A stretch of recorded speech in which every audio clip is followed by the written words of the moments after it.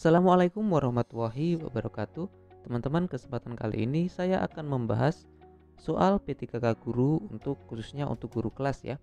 Jadi di sini ada beberapa soal yang akan saya bahas. Semoga bisa bermanfaat. Langsung saja kita ke videonya.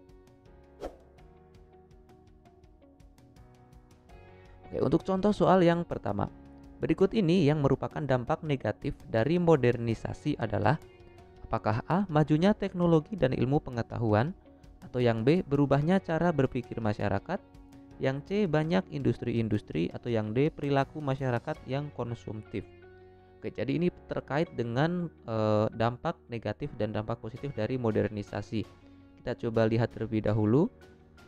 Di sini dampak negatif modernisasi itu yang pertama, budaya dalam negeri perlahan tergeser oleh budaya luar negeri karena kemudahan masyarakat untuk mengakses budaya luar tanpa adanya filter sama sekali. Jadi aksesnya melalui internet atau hal yang lain. Yang kedua, munculnya budaya hedonisme dan masyarakat konsumtif. Hedonisme itu merupakan pandangan hidup yang menganggap bahwa tujuan hidup yang paling utama adalah kesenangan dan kenikmatan. Bagi penganut budaya ini, mereka menjalani hidup sebebas-bebasnya demi memenuhi hawa nafsu yang tanpa batas. Kemudian yang ketiga, ada sifat individualisme lebih mendominasi. Jadi di sini masyarakat lebih memiliki sifat individualisme, jadi mementingkan diri sendiri seperti itu. Nah, kalau kita kembali lagi ke contoh soal yang pertama tadi, jadi yang merupakan salah satu dampak negatifnya itu yang mana? Ya, jadi di sini yang tepat yaitu yang D ya. Jadi yang tepat adalah yang poin D. Oke, perilaku masyarakat yang konsumtif. Kenapa ini kita pakai yang D? Karena di sini kalau misalkan untuk A, majunya teknologi itu bisa jadi menjadi dampak positif karena kita akan lebih meningkatkan ilmu pengetahuan kita. Kemudian yang B, berubahnya cara berpikir masyarakat. Nah, cara berpikir ini, cara berpikir yang mana yang dimaksud? Apakah yang lebih condong ke sifat positif atau negatif, jadi belum bisa ditentukan. Kemudian yang C, banyak industri-industri. Banyaknya industri ini juga menjadi dampak positif juga bagi kita karena membuka peluang pekerjaan dan lain-lain, begitu ya. Lanjut ke contoh yang berikutnya. Oke, sebelum ke contoh yang berikutnya, ini ada dampak positif modernisasi, yaitu yang pertama, adanya transfer teknologi dari negara maju kepada negara berkembang sehingga berdampak pada kemajuan pembangunan. Yang kedua, semakin berkembangnya ilmu pengetahuan dan teknologi. Kemudian adanya modernisasi membuat cara berpikir masyarakat berubah, semula irasional menjadi rasional. Yang keempat, tingkat kehidupan menjadi lebih baik karena berkembangnya proses industrialisasi. Jadi sesuai yang saya sampaikan tadi, bahwa penambahan adanya industri, kemudian pola berpikir masyarakat yang berubah dari irasional ke rasional, kemudian bertambahnya ilmu pengetahuan melalui teknologi, itu merupakan salah satu dampak positif dari modernisasi. Itu ya. Oke, kita coba lanjut ke contoh berikutnya. Ya, ini contoh yang kedua, kondisi di mana rasa kekeluargaan dan sifat gotong royong semakin berkurang merupakan salah satu dampak dari adanya modernisasi. Hal ini terjadi karena apakah A, banyak industri di kota besar, atau B, berkurangnya sumber daya manusia, atau yang C, modernisasi kurang berhasil, atau yang D, pengaruh pola hidup budaya kebarat-baratan. Oke, ini kita coba cermati dari yang pertama. Banyaknya industri di kota besar ini bukan merupakan alasan dari adanya rasa kekeluargaan dan gotong royong yang berkurang, karena dengan adanya industri ini berdampak positif ya. Nah, kemudian yang B, berkurangnya sumber daya manusia, ini juga bukan, kurang tepat ya. Oke, kemudian yang C, modernisasi kurang berhasil. Kalau modernisasi kurang berhasil itu berarti di sini dia tidak berdampak kepada kehidupan masyarakat. Jadi ini bukan. Jadi jawaban yang tepat yang D, pengaruh pola hidup budaya kebarat-baratan. Nah, memang di sini kan untuk budaya Indonesia itu tergolong termasuk warga-warganya yang senang bergotong royong dan memiliki kekeluargaan yang erat. Nah, di sini pengaruh pola hidup kebudayaan yang kebarat-baratan itu masuk ke dalam dampak negatif yang dinamakan sifat individualisme ya, meningkatnya sifat individualisme dari masyarakat. Nah, itu merupakan salah satu contohnya, yaitu kurangnya sifat gotong royong dan rasa kekeluargaan. Oke, kita lanjut contoh yang berikutnya. Unsur budaya barat yang tidak dapat diterima dengan mudah oleh masyarakat Indonesia adalah: apakah A, kebutuhan listrik, atau yang B, gaya hidup individualisme, yang C, penggunaan alat-alat elektronik, atau yang D, mesin pertanian. Nah, di sini yang susah diterima atau yang tidak dapat diterima dengan mudah ya. Yang tidak dapat diterima dengan mudah. Kalau untuk yang A, kebutuhan listrik, ini dapat diterima karena ini berdampak positif sekali dengan kehidupan di Indonesia, sangat mendukung ya. Kemudian gaya hidup individualisme. Nah, ini salah satu jawabannya ya. Gaya hidup itu merupakan salah satu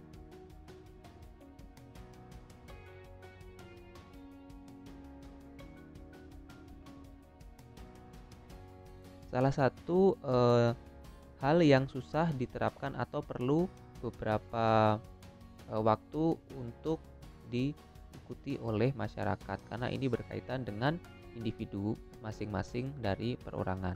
Kemudian untuk yang C, ini penggunaan alat-alat elektronik, jelas ini merupakan dampak positif dan ini sangat mudah diterima di masyarakat kita karena mempermudah ya. Untuk yang D juga sama, ini mempermudah pekerjaan dan juga memperingan pekerjaan dan juga mempercepat begitu ya. Jadi ini kemungkinan jawabannya yang B. Nah, sebelumnya kita coba lihat dulu di sini bahwa unsur budaya yang susah diterima di masyarakat, yaitu yang pertama, unsur-unsur yang menyangkut sistem kepercayaan seperti ideologi, falsafah hidup, dan lain-lain. Nah, ini yang tadi saya maksud dari soal ini, gaya hidup individualisme itu masuk ke yang nomor satu ini. Unsur yang berkaitan dengan ideologi, falsafah hidup, ataupun hal-hal yang berkaitan dengan kepercayaan ataupun individu masing-masing orang.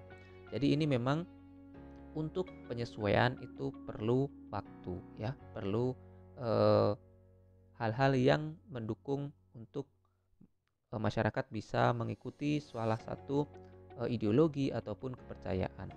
Nah, kemudian yang kedua, ini ada hal lain juga yang susah diterima, yaitu unsur-unsur yang dipelajari pada taraf pertama proses sosialisasi. Contoh yang paling mudah adalah soal makanan pokok suatu masyarakat. Nah, betul sekali, ini juga susah diterima di masyarakat ya.